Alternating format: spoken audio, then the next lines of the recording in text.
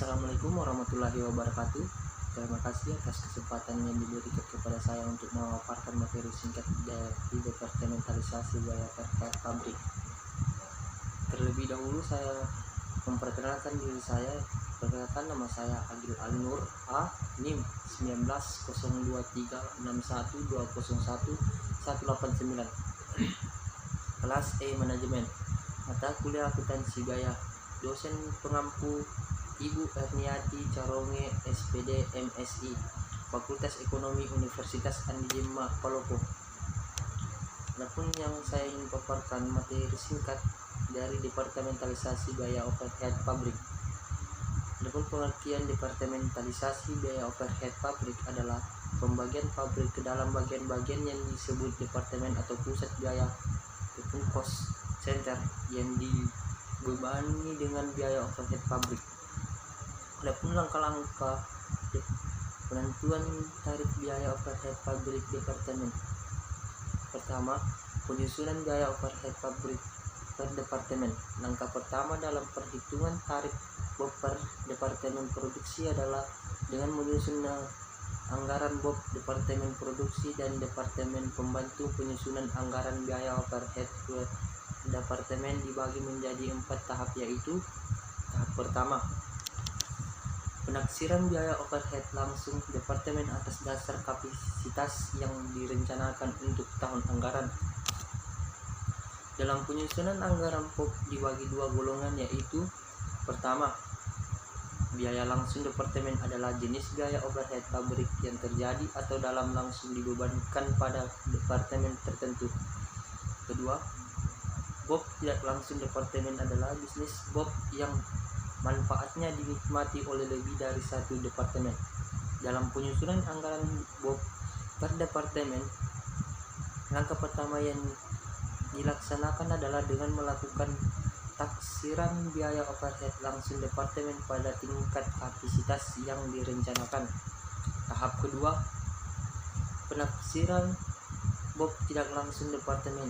Setelah biaya overhead langsung ditaksir untuk setiap departemen, langkah berikutnya menaksir biaya overhead tidak langsung departemen yang akan dikeluarkan dalam tahun anggaran. Biaya overhead tidak langsung ini kemudian didistribusikan kepada departemen-departemen yang menikmati manfaatnya atas distribusi tersebut, yaitu biaya penyusunan gedung dasar distribusi materi persegi luas lantai.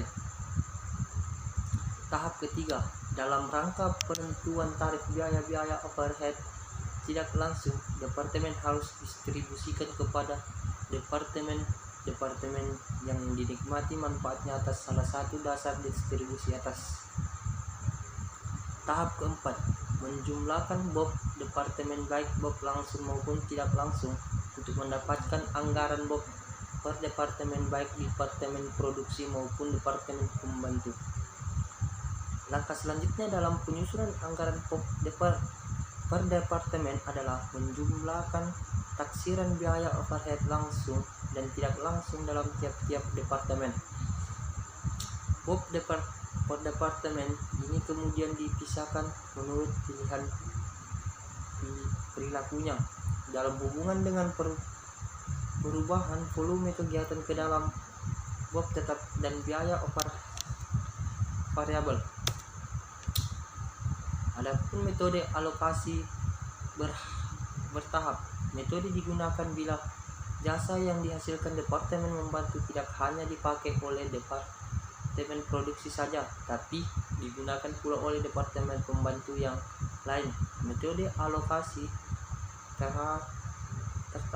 bertahap dibagi menjadi 2 kelompok, yaitu pertama, metode alokasi bertahap. Metode alokasi yang memperhitungkan transfer jasa timbal balik antara departemen-departemen pembantu yang termasuk dalam kelompok metode ini adalah pertama, metode continuous allocation method. Metode aljabar itu algebraic method.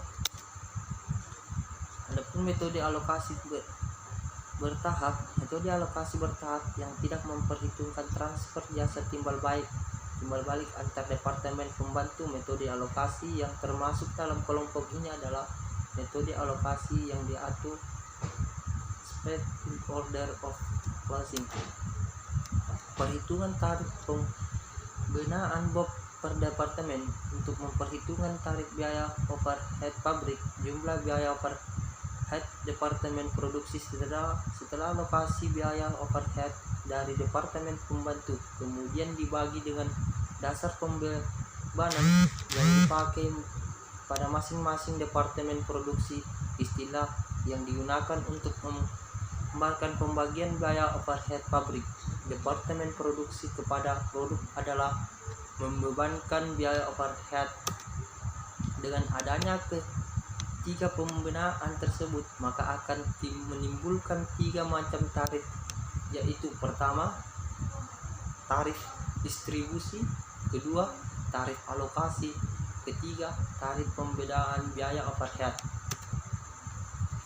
Adapun analisis BOP per departemen untuk dapat melakukan pembandingan antara biaya overhead yang dibebankan atas dasar tarif dengan biaya overhead yang sesungguhnya terjadi per departemen. Langkah-langkah yang harus ditempuh selama tahun anggaran. Pertama, 1. Mengumpulkan jumlah tiap jenis biaya overhead yang terjadi sesungguhnya dalam masing-masing departemen selama tahun anggaran. Kedua, mengumpulkan data sesungguhnya yang berhubungan dengan dasar distribusi dan alokasi biaya overhead pabrik. Ketiga, mengalokasikan biaya overhead sesungguhnya departemen membantu dengan cara yang sama seperti yang dilakukan pada saat penentuan tarif BOP. Yang keempat, membandingkan biaya overhead sesungguhnya tiap-tiap departemen produksi dengan yang dibebankan kepada produk berdasarkan tarif. Untuk perhitungan biaya overhead yang lebih atau kurang dibebankan. Kelima, menganalisis selisih biaya overhead per departemen. Adapun akuntansi biaya overhead pabrik. Akuntansi biaya overhead pabrik terdiri dari pencatatan 1. Pembedaan biaya overhead pabrik pada produk berdasarkan tarifan ditentukan di muka. Yang kedua, pengumpulan biaya overhead pabrik yang sesungguhnya terjadi. Ketiga, penutupan rekening biaya overhead pabrik yang dibebankan ke rekening biaya overhead pabrik sesungguhnya. Keempat, penghitungan pembebanan lebih atau kurang biaya overhead pabrik. Penentuan tarif BOP metode variable costing. 1. Penentuan tarif biaya overhead pabrik dalam metode variable costing. Produk hanya dibebani dengan biaya produksi variabel yang terdiri dari biaya bahan baku, biaya tenaga kerja langsung, biaya overhead variabel. 2. Akuntansi BOP metode variable costing. Akuntansi biaya overhead pabrik dalam metode variable costing berbeda dengan akuntansi biaya yang sama dengan metode full costing. Terima kasih. Itu saja materi yang saya paparkan, materi departementalisasi biaya overhead pabrik. Bila ada kata yang salah, mohon dimaafkan. Bila itu taufiq wal hidayah. Wassalamualaikum warahmatullahi wabarakatuh.